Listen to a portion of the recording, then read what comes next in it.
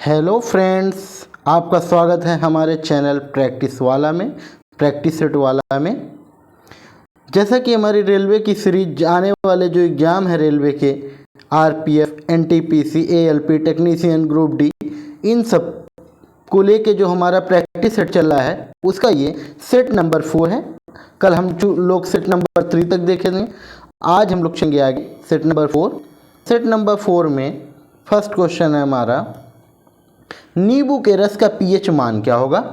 तो 1 सेकंड का time, 2 second का आप बताइए, कमेंट करिए। नींबू के रस का पीएच मान क्या होगा। तो नींबू के रस का पीएच मान लगभग क्या होता है, 2 होता है। ठीक है, 2 होता है। कुछ इंपॉर्टेंट पीएच मान है जो एग्जाम में पूछे ही जाते हैं, जैसे ब्लड का, हम लोगों के ब्लड का कितना होता है, यानी रक्त का, रक्त कह सकते हैं, इसका कितना होता है 7.36 से लेके 7.42 तक। ये एग्ज़ाम में पूछे जाते हैं। ब्लड का भी कई बार पूछा गया है। एक तो हमारे आंसू का पूछा जाता है, टीयर का, आंसू का क्या होता है, तो 7.4, ठीक है, लगभग में। और एक तो पूछा जाता है मानव मूत्र का, मानव मूत्र का पीएच मान पूछा जाता है, वो क्या होता है, वैसे लगभग में 6 बोला जाता है, लेकिन एग्जैक्ट वैल्यू इसकी होती है 4.8 से 8.4 के बीच। ठीक है, वैसे 6 होती है। ठीक है, एग्जाम में कई बार पूछा गया है। और एक क्वेश्चन और पूछा जाता है पीएच मान से, विनेगर का, विनेगर, ये सब प्रीवियस एग्जाम में पूछे गए हैं। एक क्वेश्चन के पीछे हम लोग 4-4, 5-5 क्वेश्चन कर रहे हैं, ध्यान देना आप लोग। और सब प्रीवियस ईयर एग्जाम में रेलवे के पूछे गए हैं। 2.4, 3.4, 2.4 से 3.4 के बीच की वैल्यू होती है विनेगर की। ठीक है, चलिए नेक्स्ट क्वेश्चन देखते हैं। अच्छा, पीएच मान से आपको कुछ क्वेश्चन और पता होने चाहिए। जैसे आप इतना तो पता है, पीएच मान में कोई वैल्यू अगर 7 से कम होगी, 7 से कम होगी कोई वैल्यू पीएच मान, जिस चीज़ का पीएच मान 7 से कम होगा तो उसका स्वाद होगा अम्लीय। कैसा होगा, अम्लीय वस्तु कहलाएगी, अम्लीय पदार्थ कहलाएगा। और 7 से ज़्यादा होने पर, 7 से ज़्यादा होने पर क्षारीय हो जाता है, विलयन। और 7 होने पर विलयन कैसा हो जाता है, उदासीन। ये क्वेश्चन को पढ़ने के लिए हम काफ़ी चीज़ें डिटेल में, उसके आगे पीछे जो भी क्वेश्चन बन सकते हैं तो हम अच्छे से देख लेंगे। ठीक है, चलिए, यही हमारा प्रैक्टिस सेट वाला चैनल है और इसमें डिटेल से प्रैक्टिस होती है। ठीक है, आगे बढ़िए। अच्छा, पीएच मान के बारे में सर्वप्रथम किसने बताया था। पीएच मान के बारे में सर्वप्रथम सोरेनसन ने बताया था। सोरेनसन, याद रखना, किसी एग्जाम में क्वेश्चन पूछा जा चुका है और पूछ सकता है। चलिए आगे बढ़ते हैं सेकंड क्वेश्चन में।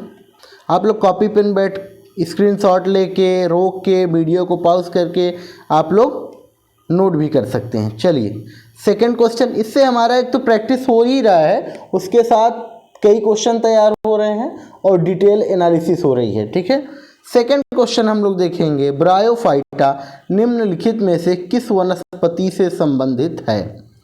तो ब्रायोफाइटा, इसका क्या आंसर हो जाएगा, 2 सेकंड का टाइम है, आप बताइए। तो ब्रायोफाइटा मार्केंसिया वनस्पति से संबंधित है, मार्केंसिया वनस्पति। आइए डिटेल देख लेते हैं कुछ इसका।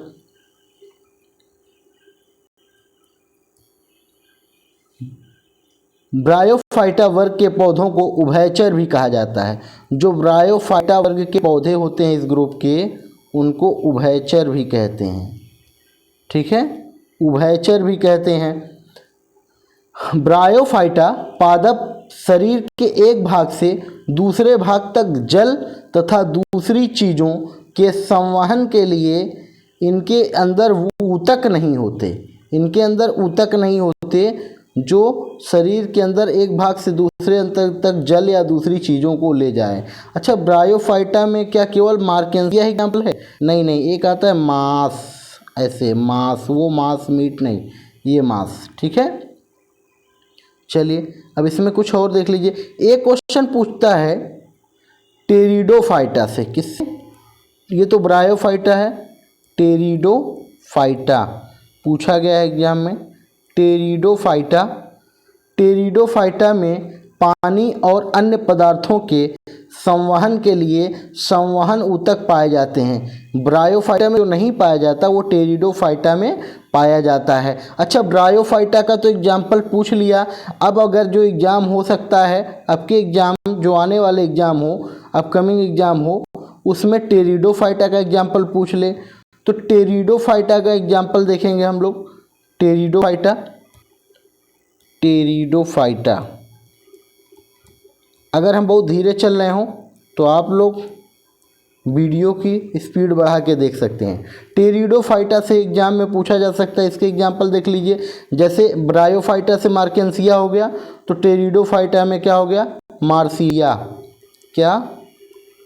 मार्सिलिया। और हॉर्स टेल,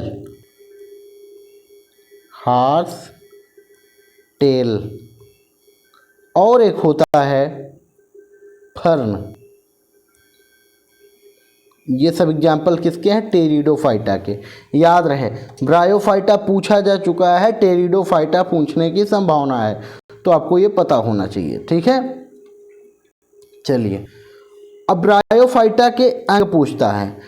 ब्रायोफाइटा को 3 भागों में बांटा गया है।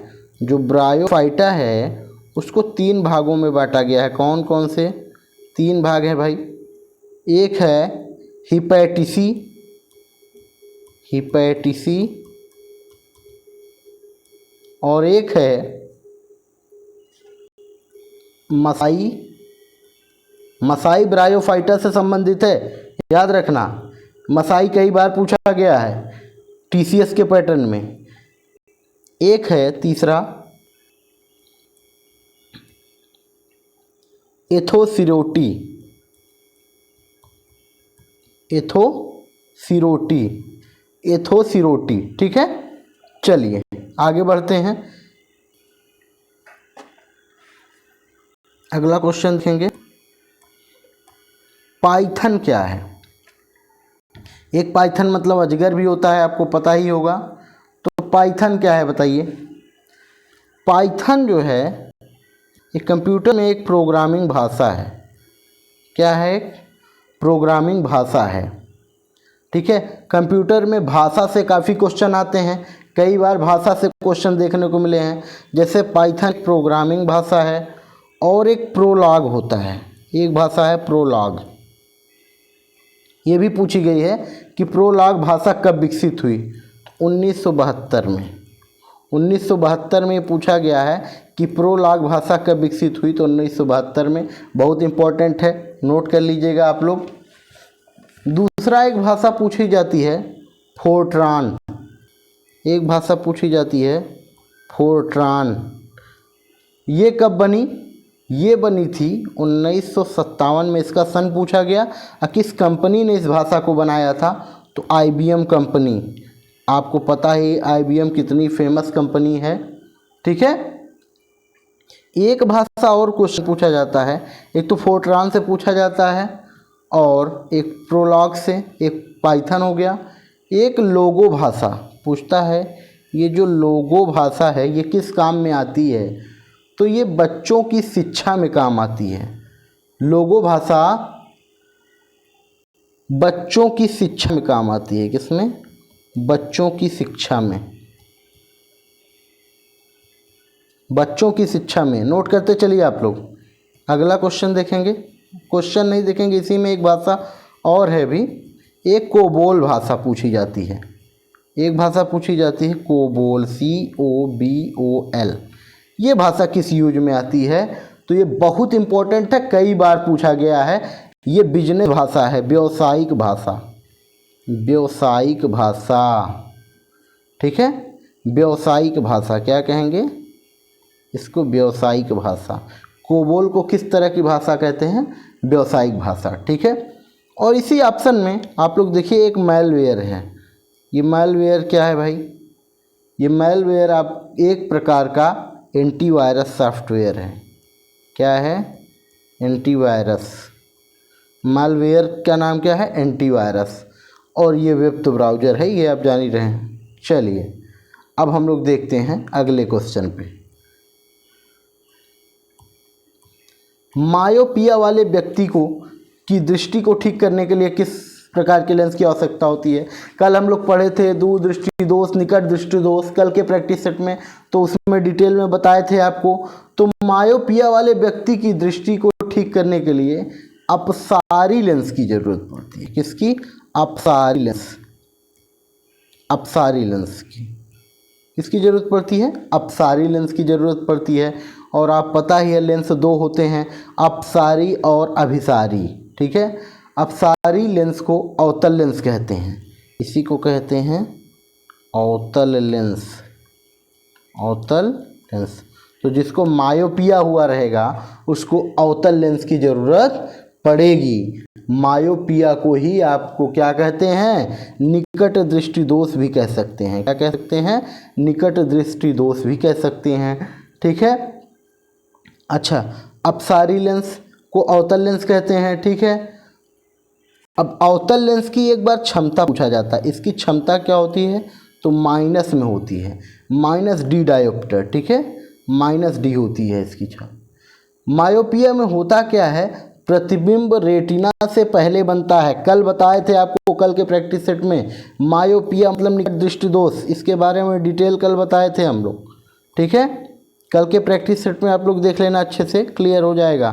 बहरहाल मायोपिया अपसारी लेंस का यूज होता है, और अपसारी मतलब अवतल लेंस, ठीक है। अपसारी मतलब अवतल लेंस, ठीक। अच्छा, दूरदृष्टि दोष, अब आ गया तो बता ही दें। दूरदृष्टि दोष उसको कहते हैं हाइपरमेट्रोपिया। इंग्लिश में क्या कहते हैं? मान लो हिंदी में ना पूछे, इसको तो मायोपिया कह देते हैं निकट दृष्टि दोष को। दूरदृष्टि दोष को इंग्लिश में क्या कहते हैं? हाइपरमेट्रोपिया। हाइपरमेट्रोपिया, ठीक है। अब पता है दूरदृष्टि दोष में उत्तल लेंस का प्रयोग होता है। किसका? उत्तल लेंस का प्रयोग। मायोपिया जिसको निकट दृष्टि दोष कहते हैं, इसमें होता क्या है? मायोपिया में क्या होता है कि जिसको निकट दृष्टि दोष हुआ रहता है, यानी मायोपिया जिसको हुआ रहेगा वो क्या होगा? निकट की वस्तु तो देख पाएगा लेकिन दूर की वस्तु नहीं देख पाएगा। और जिसको दूरदृष्टि दोष हुआ रहेगा वो दूर की वस्तु देख पाएगा लेकिन निकट की नहीं। तो इन दोनों के लिए चश्मा बनाने की ज़रूरत बनेगी, ठीक है। चलो आगे बढ़ते हैं भाई, अगले क्वेश्चन में देखते हैं। एक एक क्वेश्चन के पीछे हम लोग 4-4, 5-5 क्वेश्चन कर रहे हैं, क्योंकि अब उससे रिलेटेड क्वेश्चन, रेलवे क्या है ना, बहुत क्वेश्चन रिपीट करता है। बस उस टॉपिक वही रखता है, बस उसके अगल बगल घुमा के पूछ लेता है, तो आप उसका आगा पीछा सब पढ़े रहिए, ठीक है। इंटेल कोर i9 क्या है? इंटेल कोर i9 क्या है? तो ये एक प्रकार का प्रोसेसर है। क्या है ये? एक प्रकार का प्रोसेसर है, ठीक है। अब देखो, कंप्यूटर प्रोसेसर जो होता है डेटा का विश्लेषण और कंप्यूटर में डेटा के प्रवाह को नियंत्रित करने के लिए होता है। कंप्यूटर में प्रोसेसर लगा होता है, सबको आप पता ही है, ठीक है। तो प्रोसेसर के भी टाइप होते हैं, तो इंटेल कोर i9 ये प्रोसेसर का टाइप है, ठीक है। अब प्रोसेसर के कुछ प्रकार होते हैं, ठीक है। प्रोसेसर के लगभग 3 प्रकार हैं। एक सिंगल कोर प्रोसेसर, ये क्या होता है? Single core processor. एक होता है dual core processor, dual core processor. एक होता है octa core processor, octa core processor, ठीक है। तो एक होता है single core processor, single, Hindi में देख लीजिए, single core processor, core processor. और एक होता है डुअल कोर प्रोसेसर, एक ऑक्टा कोर प्रोसेसर, ठीक है। चलिए, अच्छा, एंटीवायरस से बहुत बार क्वेश्चन पूछता है, ठीक है, ये एंटीवायरस भी दिया है। अभी जैसे मालवेयर एंटीवायरस से पूछा है, तो कुछ एंटीवायरस फेमस है जिससे एग्जाम में बहुत क्वेश्चन पूछे जाते हैं, जान लीजिए। जैसे कुछ एंटीवायरस सॉफ्टवेयर हैं, पूछा ही जाता रहता है। जैसे एक है नॉर्ट्रॉन, NORTRAN, एक नॉर्ट्रॉन है। एक है मैकाफी, एक है मैकाफी, एक है मैकाफी, एक है AVG। ये सब एंटीवायरस सॉफ्टवेयर हैं, एग्जाम में दे के पूछ लिया ये नॉर्ट्रॉन क्या है, तो ये ना बता देना ब्राउज़र है, सब एंटीवायरस हैं, ठीक है। एक होता है अवस्थ, बहुत फेमस है अवस्थ। एक होता है सीमेंटैक होता है, ठीक है। आगे देखते हैं, एक और होता है, एक शायद और होता है वो मैलवेयर, और होते हैं लेकिन ये कुछ फेमस है जो एग्जाम में पूछे गए हैं। एक तो मैलवेयर बता ही दिए, ठीक है। चलिए अब क्वेश्चन, तो इसका आंसर क्या है आपको पता ही है, इंटेल i9 कोर क्या है, प्रोसेसर है। चलिए आगे बढ़ते हैं। निम्नलिखित में से कौन सा एक सुपरसोनिक क्रूज मिसाइल है? सुपरसोनिक क्रूज मिसाइल, 2 सेकंड में आंसर दीजिए। चलिए तो मैं बताता हूँ इसका आंसर क्या होगा। तो आपको पता होना चाहिए, ब्रह्मोस एक सुपरसोनिक क्रूज मिसाइल है, ब्रह्मोस, ठीक है। ब्रह्मोस एक सुपरसोनिक क्रूज मिसाइल है। अच्छा, इसमें पृथ्वी भी दिया है। पृथ्वी किस प्रकार का मिसाइल है? ये ज़मीन से ज़मीन पे मार करता है, earth to earth, earth to earth, ज़मीन से ज़मीन पे मार करता है पृथ्वी मिसाइल, ठीक है। कम दूरी वाला बैलिस्टिक मिसाइल है, ये कम दूरी वाला है, कम दूरी वाला बैलिस्टिक मिसाइल है, ठीक है। त्रिशूल क्या करता है भाई? यह कम दूरी का ज़मीन से हवा में मार करता है। त्रिशूल देखो ऐसे उठा के हम हाथ से ऐसे ऊपर मारते हैं ना, तो इसे याद कर लो, ये ज़मीन से हवा में मार करेगा। अच्छा, आकाश, यह ज़मीन से हवा में मार करने वाला मध्यम दूरी का, कम दूरी का नहीं, मध्यम दूरी का, कम से थोड़ा ज़्यादा, ये भी क्या करता है?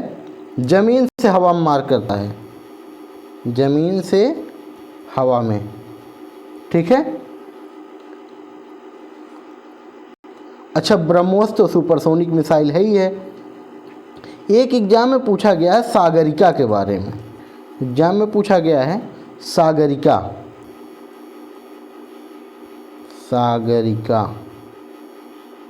सागरिका क्या है? यह सबमरीन है, सबमरीन लॉन्च बैलिस्टिक मिसाइल है, नाग एंटी टैंक बैलिस्टिक मिसाइल है, ठीक है। सागरिका के बारे में भी याद रखना, ये ना सोचना सागरिका क्या पूछ लिया, सागरिका सब, तो सागरिका क्या है?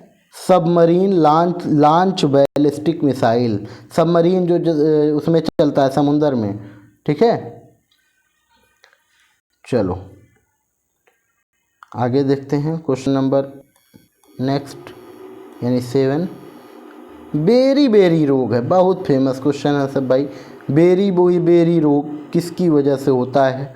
तो आपको पता है बेरी एक रोग है जो विटामिन बी की कमी से होता है, ठीक है। अब बी में भी कई टाइप होते हैं, तो B1 की कमी से, इसकी कमी से, B1 की कमी से। अच्छा, विटामिन B1 का रासायनिक नाम पूछ ले तो क्या बताओगे? थायमीन, क्या बताओगे? थायमीन। विटामिन डी का रासायनिक नाम पूछ ले तो क्या बताओगे? Calciferol, calciferol. विटामिन सी का रासायनिक नाम पूछ ले तो एस्कॉर्बिक एसिड, क्या होता है? Ascorbic acid. इनके रासायनिक नाम याद रखना, एसिड। विटामिन ए का रासायनिक नाम पूछ ले तो रेटिनॉल, क्या होता है? रेटिनॉल। याद रखना, विटामिन ए की कमी से हमें रात को दिखाई नहीं देता, वर्णांधता वगैरह सब कुछ होता है, मतलब रतौंधी वगैरह होती है विटामिन ए की कमी से। डी की कमी होती है तो हड्डियां टेढ़ी मेढ़ी हो जाती है, जो रिकेटस नामक रोग हो जाता है। सी की कमी से हमारे दांतों से खून आते हैं, मसूड़ों से खून आते हैं, ठीक है। तो ये सब रोग आप याद रखना, ठीक है। अच्छा, विटामिन पे चर्चा हुई है तो ज़रा देख ही लेते हैं। विटामिन के बारे में सबसे पहले फंक नामक वैज्ञानिक ने बताया था। किसने बताया था? फंक नामक वैज्ञानिक ने बताया था। ठीक है, चलिए आगे बढ़ते हैं। अच्छा, इसमें विटामिन में आपको पता है कुछ जल में घुलनशील विटामिन है, कुछ वसा में घुलनशील विटामिन है। ये जल हो गया आपका, ये वसा हो गया। ये एग्जाम में बहुत पूछा जाता है, जल में घुलनशील विटामिन और वसा में। तो vitamin A, vitamin D, vitamin E, vitamin के, ये वसा में घुलनशील विटामिन है। बाकी बचा बी सी जो है ये पानी में घुलनशील विटामिन है। एग्जाम में बहुत बार पूछा गया है कि वसा में घुलनशील विटामिन और जल में घुलनशील विटामिन के बारे में। ऐसे एक एक विटामिन दे के ऑप्शन पूछ लेगा कि किस में घुलनशील है। ठीक है, आगे बढ़ते हैं नेक्स्ट क्वेश्चन की तरफ। क्वेश्चन नंबर 8 देखेंगे हम लोग। क्वेश्चन नंबर 8 में क्या है? निम्नलिखित मानव रोगों में कौन सा रोग जीवाणु से होता है? 2 सेकंड का टाइम है, आप बताइए। जीवाणु से होने वाला रोग तो आपको पता है, तो बताइए। चलिए मैं बताता हूँ। इसमें टाइफाइड है। क्या है? टाइफाइड जीवाणु से होने वाला रोग है। टाइफाइड होता कहाँ है?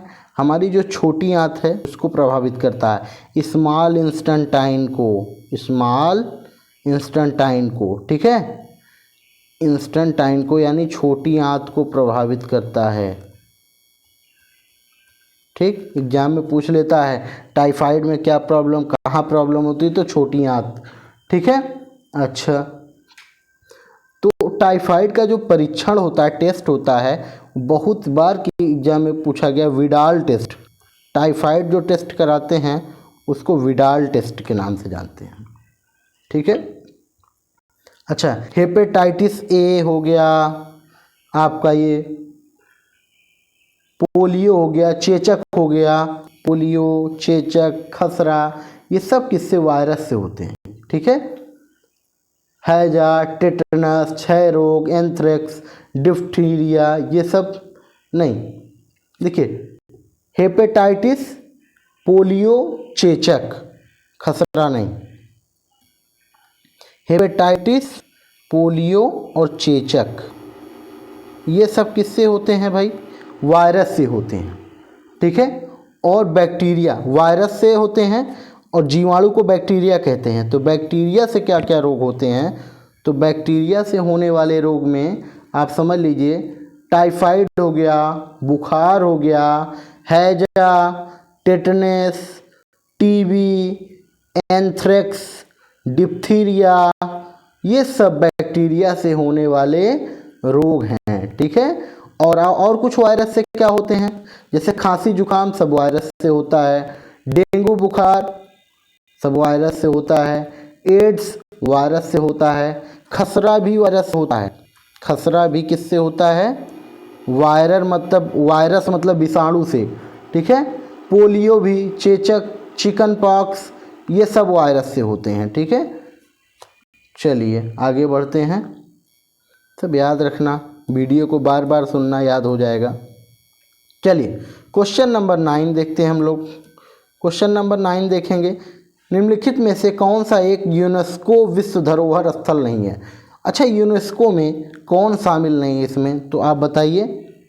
तो जंतर मंतर दिल्ली का ये शामिल नहीं है, बाकी सब शामिल है, सब यूनेस्को में शामिल है। अच्छा देखते हैं।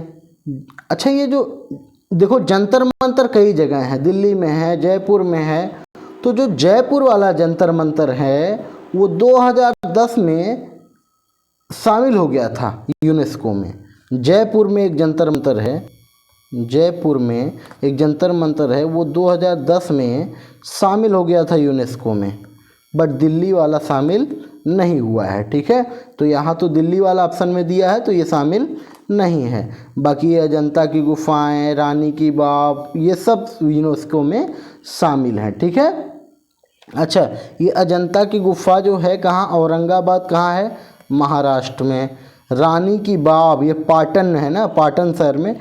तो पाटन है कहाँ? गुजरात में। कहाँ है? गुजरात में। सूर्य मंदिर कोणार्क, पता ही है आपको, ये उड़ीसा में है। कहाँ है? उड़ीसा में है। ठीक है, चलिए। अच्छा, यूनेस्को का फुल फॉर्म आपको पता है कि नहीं? यूनेस्को का फुल फॉर्म भी कभी जभी पूछ लिया जाता है। तो क्या होता है यूनेस्को? पहले स्पेलिंग देखिए, यूनेस्को को, यूनेस्को में यूनाइटेड, यू से है तो United Nation Educational Scientific and Cultural Organization. ठीक है, तो ये याद रखना, यूनेस्को का फुल फॉर्म आप याद कर लेना, एग्जाम में अक्सर पूछा जाता है। और यूनेस्को है कहाँ? इसका मुख्यालय कहाँ है? पेरिस में। कहाँ पे? पेरिस, फ्रांस की राजधानी पेरिस में। कब इसकी स्थापना हुई थी? 1945 में। 1945 में इसकी स्थापना पूछ सकता है, इसका मुख्यालय पूछ सकता है। ये सब अंतर्राष्ट्रीय संगठन है ना, तो इनसे क्वेश्चन पूछने की संभावना रहती है। चलिए अगला क्वेश्चन देखते हैं हम लोग। हुमायूं नामा किसने लिखी? बहुत बार, हमारे ख्याल से ये 50-60 बार, सारे एग्जामों को मिला लें तो रेलवे में लगभग 50-60 बार पूछा गया होगा। गुलबदन बेगम, गुलबदन बेगम, रेड डालो, हुमायूं नामा गुलबदन बेगम, इनकी बहन थी ना गुलबदन बेगम। ठीक है, तो हुमायूं नामा गुलबदन बेगम ने लिखा। ठीक है,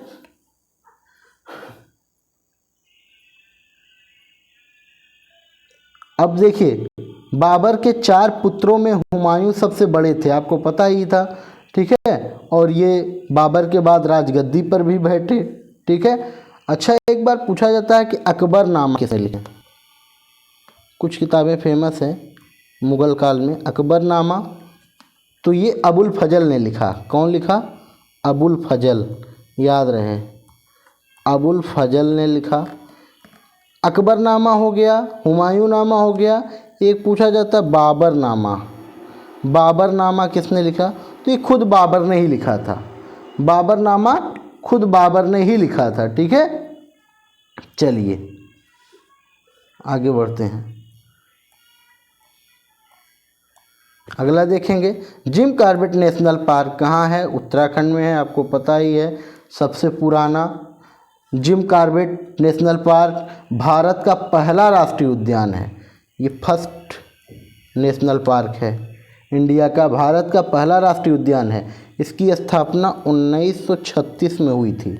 ठीक है, इसके स्थापना के समय इसका नाम जो था हैली नेशनल पार्क था। क्या था? Hailey National Park. जब इसकी स्थापना नहीं हुई तो इसका नाम क्या था? Hailey National Park. National park के नाम से यही जाना जाता था। ठीक है, चलिए आगे बढ़ते हैं। जीएसटी, जीएसटी का फुल फॉर्म पूछा है। जीएसटी से क्वेश्चन तो पूछे ही जाते रहते हैं। जीएसटी मतलब goods and service tax. GST मतलब गुड्स एंड सर्विस टैक्स, याद होना चाहिए। ठीक है, जीएसटी आपको पता ही है, ये एक अप्रत्यक्ष कर है, यानी इनडायरेक्ट टैक्स है। कैसा है? इनडायरेक्ट टैक्स में आता है, अप्रत्यक्ष कर। ये भी एग्जाम में पूछा गया है कि जीएसटी प्रत्यक्ष कर है कि अप्रत्यक्ष, तो ये अप्रत्यक्ष कर है। ठीक है, और जीएसटी का फुल फॉर्म आप देख लिए, गुड्स एंड सर्विस टैक्स। 1 जुलाई 2017 से भारत सरकार द्वारा लागू की गई थी इंडिया में। ठीक है, और इसके लागू होने से केंद्र सरकार एवं विभिन्न राज्य सरकारों द्वारा विभिन्न टैक्सों को हटाकर पूरे देश के लिए एक ही इनडायरेक्ट टैक्स प्रणाली लागू की गई। ठीक है, अच्छा, इसके अध्यक्ष कौन होते हैं? इसमें पूछा जाता है जीएसटी के अध्यक्ष कौन होते हैं? तो जो भारत के वित्त मंत्री होते हैं ना, वही इसके अध्यक्ष होते हैं। ठीक है, भारत के वित्त मंत्री इसके अध्यक्ष होते हैं। ठीक है, चलिए आगे बढ़ते हैं, नेक्स्ट क्वेश्चन देखते हैं। अगला क्वेश्चन देखेंगे, दक्षिण अमेरिका का सबसे बड़ा देश कौन है? आपको पता है दक्षिण अमेरिका एक महाद्वीप है, इसमें जो सबसे बड़ा देश है उसका बताइए, 2 सेकंड में आंसर दीजिए। तो सबसे बड़ा देश है ब्राज़ील। क्या है सबसे बड़ा देश? ब्राज़ील है। अच्छा, दक्षिण अमेरिका बहुत फेमस है क्योंकि यहाँ पे जो ब्राज़ील के जंगल में आपको अमेजन नदी देखने को मिलेगी, ठीक है, इसलिए ये बहुत फेमस है। उत्तरी अमेरिका के जस्ट नीचे है, ठीक है। सबसे बड़ा देश ब्राज़ील है जो चिली और इक्वाडोर के अलावा 10 देशों में सीमा बनाता है। मतलब ये उसमें कई देश ऐसे हैं, चिली और इक्वाडोर, 2 देश को छोड़ के, चिली और इक्वाडोर को छोड़ के बाकी 10 देशों के साथ सीमा बनाता है ब्राज़ील। 10 देशों की सीमा इससे टच होती है, ठीक है। चलिए आगे बढ़ते हैं, अगला क्वेश्चन देखते हैं। भारत का केंद्रीय औषधि अनुसंधान संस्थान कहाँ है? तो भारत का केंद्रीय औषधि अनुसंधान संस्थान लखनऊ में है। कहाँ पे है? लखनऊ में है। कहाँ पे? लखनऊ में। देखिए, इंडिया के कुछ रिसर्च सेंटर पूछे जाते हैं, अनुसंधान संस्थान को कहते हैं रिसर्च सेंटर, तो बहुत इम्पोर्टेंट है। जैसे कुछ बहुत इम्पोर्टेंट है, भारतीय औषधि अनुसंधान संस्थान तो लखनऊ में है, लेकिन भारतीय सर्वेक्षण संस्थान पूछ ले, अगर पूछ ले, भारतीय सर्वेक्षण संस्थान कहाँ है? संस्थान तो ये है देहरादून में। कहाँ पे? देहरादून में, ठीक है। उसके बाद केंद्रीय चमड़ा अनुसंधान संस्थान पूछ ले तो चेन्नई में। कहाँ पे? चमड़े से संबंधित रिसर्च सेंटर कहाँ है? चेन्नई में, ठीक है। और एक पूछता है राष्ट्रीय गन्ना अनुसंधान संस्थान, तो ये भी लखनऊ में है। और पूछता है, बहुत इम्पोर्टेंट है, एक क्वेश्चन पूछता है नेशनल डेयरी रिसर्च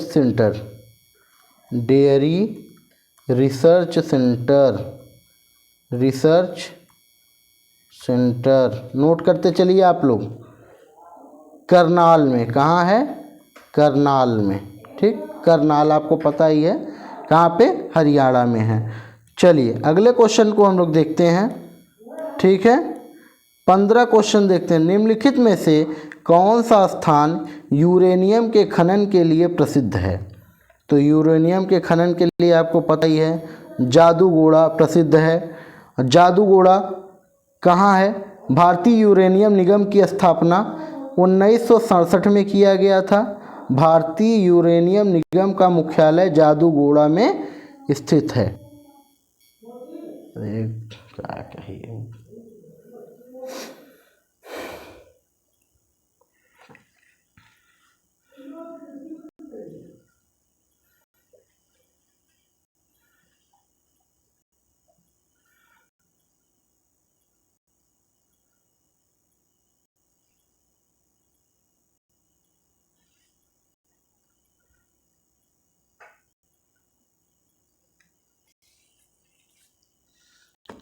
बहुत पहले क्वेश्चन आया था, 2-3 बार आया था कि खेतड़ी परियोजना किसके लिए प्रसिद्ध है?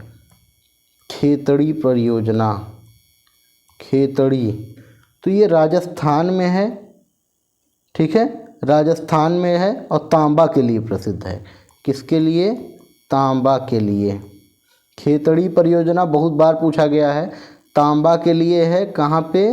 राजस्थान में। जादूगोड़ा यूरेनियम के लिए, जादूगोड़ा यूरेनियम के लिए बहुत इम्पोर्टेंट है। चलिए आगे बढ़ते हैं, अगला क्वेश्चन देखते हैं। भारत की सबसे लंबी राजमार्ग सुरंग कौन सी है? तो भारत की सबसे लंबी राजमार्ग सुरंग अटल सुरंग है, इस विकल्प के अनुसार, ठीक है, अटल सुरंग है, ठीक। वैसे अटल सुरंग की लंबाई कितना है? तो आप लोग जान लीजिए, 9.02 किलोमीटर। अच्छा, चेनानी नासरी सड़क सुरंग की लंबाई, एक है चेनानी नासरी, ये इससे भी ज़्यादा लंबी है 9.28 किलोमीटर, लेकिन चूँकि ऑप्शन में यही दिया था अटल सुरंग तो यही सबसे लंबी मानी जाएगी, नहीं तो चेनानी नासरी सड़क सुरंग सबसे लंबी है। ठीक है, चलिए नेक्स्ट क्वेश्चन हम लोग देखेंगे। 16 हो गया, 17 नंबर देखेंगे। निम्नलिखित में से कौन सी नदी अरब सागर में गिरती है? तो ताप्ती नदी अरब सागर में गिरती है। आपको पता है जो हमारा इंडिया का ये मैप है, नीचे सारी नदियाँ ज़्यादातर कैसे बहती हैं, सब बंगाल की खाड़ी में गिरती हैं। ठीक है, बंगाल की खाड़ी में ऐसे गिरती हैं, लेकिन कुछ नदियां हैं जो अरब सागर में ऐसे आके गिरती हैं, तो उसी में एक ताप्ती आता है। ठीक है, अरब सागर में गिरने वाली प्रमुख नदियां, तो अरब सागर में जो जो नदियां गिरती हैं उससे बंगाल की खाड़ी में गिरने वालों से नहीं पूछता, क्योंकि वो तो सभी जानते हैं। जो वहाँ पे गिरता है बंगाल की अरब सागर में, यानी इस तरह से आके यहाँ पे ऐसे, अरब सागर पता ही है। ठीक है, यहाँ बंगाल की खाड़ी है, यहाँ पे जो गिरती हैं उसकी बात कर रही है। तो कौन कौन सी नदी हैं जो अरब सागर में गिरती हैं, बहुत बार एग्जाम में पूछा जाता है, तो कोई न कोई नदी पूछ लिया जाता है, कभी नर्मदा तो कभी ताप्ती तो कभी कुछ। तो एक नदी है लूनी, एक नदी है साबरमती, एक नदी है माही, एक नदी है आपकी नर्मदा, एक नदी है ताप्ती। ये नदी जो है सब, ये नदी बहुत इंपॉर्टेंट है, याद रखना, ये सब अरब सागर में गिरती हैं। ये बंगाल की, वैसे सारी नदियां बंगाल की खाड़ी में गिरती हैं, लेकिन ये नदियां कहाँ गिरती हैं? अरब सागर में गिरने वाली नदी हैं। ठीक है, चलिए आगे बढ़ते हैं। ठीक है, आगे बढ़ते हैं। यूनेस्को का मुख्यालय अभी बताए हैं पेरिस में है, बताने की ज़रूरत नहीं है, आगे बढ़ चलिए। लोकसभा और राज्यसभा की संयुक्त बैठक की अध्यक्षता कौन करता है? ठीक है, तो आपको पता होना चाहिए लोकसभा और राज्यसभा की संयुक्त बैठक की अध्यक्षता लोकसभा अध्यक्ष ही करता है, जैसा कि बराबर होता है। ठीक है, लेकिन लोकसभा और राज्यसभा की संयुक्त बैठक बुलाता कौन है? राष्ट्रपति। बुलाता राष्ट्रपति है, लेकिन अध्यक्षता यही करता है लोकसभा अध्यक्ष ही। कन्फ्यूजन मत पालिएगा। ठीक है, भारतीय संविधान के अनुच्छेद 108 के तहत लोकसभा अध्यक्ष भारतीय संसद के दोनों सदनों की संयुक्त बैठक की अध्यक्षता करता है। ये 108 में लिखा गया है, अनुच्छेद 108 में बताया गया है, इम्पोर्टेंट है, या तो पूछ लेगा अनुच्छेद 108 में कहा क्या गया है, तो आप बताओगे लोकसभा और राज्यसभा की संयुक्त बैठक की अध्यक्षता कौन करता है? लोकसभा अध्यक्ष करता है। या ये पूछ ले लोकसभा और राज्यसभा की संयुक्त बैठक की अध्यक्षता किस अनुच्छेद में है, तो अनुच्छेद 108। चलिए, बुलाता राष्ट्रपति है, अध्यक्षता करता है लोकसभा अध्यक्ष। ठीक है, चलिए आगे बढ़ते हैं। एक प्रसिद्ध यात्री इब्न बतूता ये मोरक्को का निवासी था। कहाँ का? मोरक्को का निवासी था। ठीक है, ये अफ्रीकी यात्री, अफ्रीका महाद्वीप से आया था, मोरक्को देश से, अफ्रीका महाद्वीप से। ये मोहम्मद बिन तुगलक के शासनकाल में, किसके? मोहम्मद बिन तुगलक के शासनकाल में आया था। ठीक है, कब? 1333 में भारत आया था।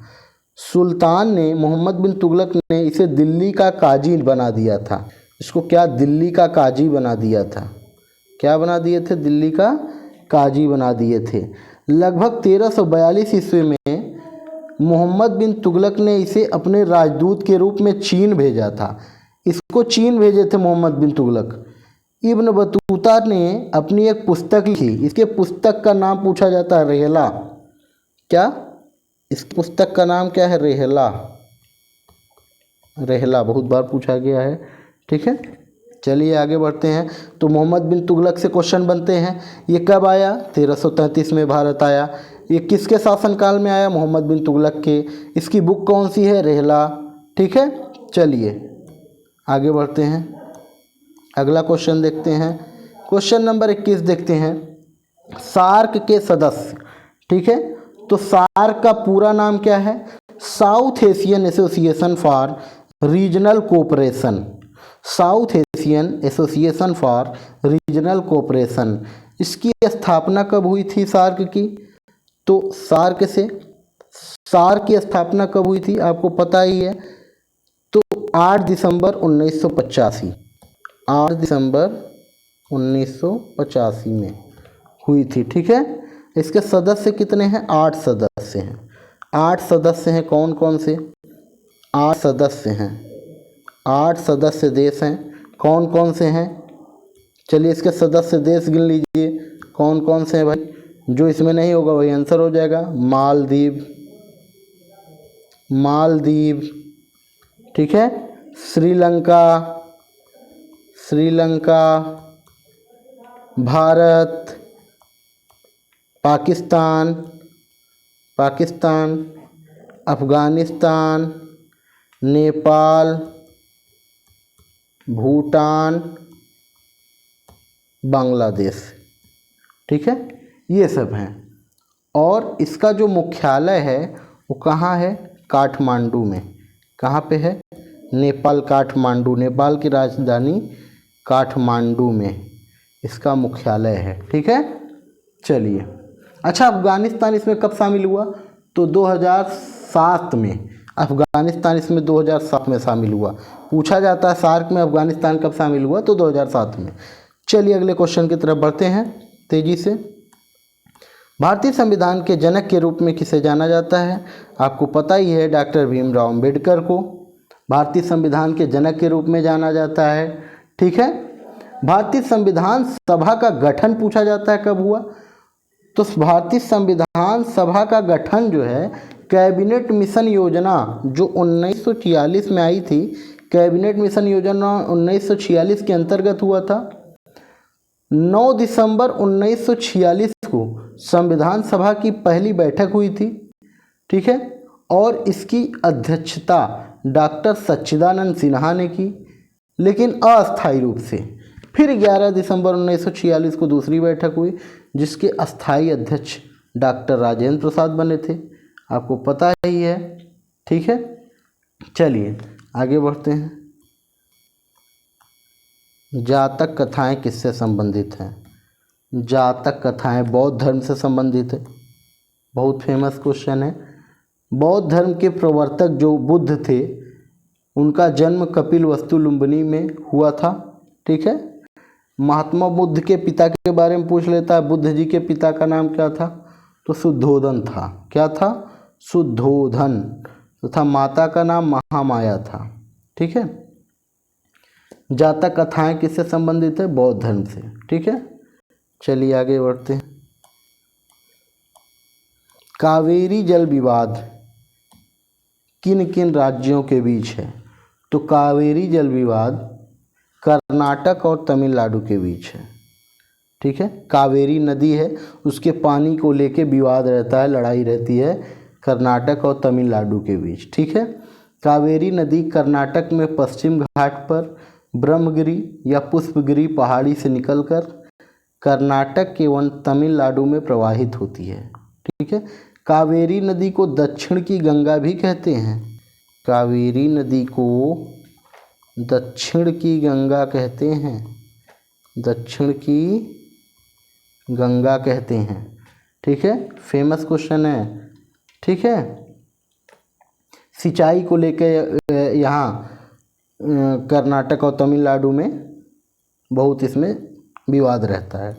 चलिए आगे बढ़ते हैं। महात्मा गांधी ने भारतीय राष्ट्रीय कांग्रेस के सदस्य के, जैसे भारतीय राष्ट्रीय कांग्रेस के कई सत्र हुए, तो गांधी जी किसकी अध्यक्षता की? तो एक ही अध्यक्षता की इन्होंने बेलगांव में, जो कि गुजरात में है। ठीक है, नहीं कर्नाटक में है ना बेलगांव, कर्नाटक में है बेलगांव। ठीक है, कर्नाटक में। ठीक, इन्होंने अध्यक्षता की। ठीक है, अब महात्मा गांधी ने बेलगांव में राष्ट्रीय कांग्रेस की अध्यक्षता तो की। ठीक है,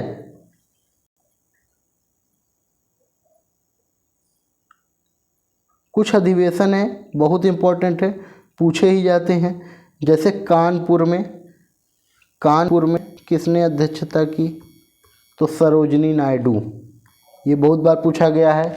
कानपुर में किसने अध्यक्षता की 1925 में? सरोजनी नायडू। मद्रास में किसने किया? बदरुद्दीन तैयब जी, ये पहले मुस्लिम अध्यक्ष थे। ठीक है, कराची में किसने किया? सरदार वल्लभ भाई पटेल। सरदार वल्लभ भाई पटेल को जरूर याद रखना है। ठीक है, कराची में सरदार वल्लभ भाई पटेल, कानपुर में सरोजनी नायडू और कर्नाटक के बेलगांव में गांधी जी। ठीक है, चलिए आगे बढ़ते हैं।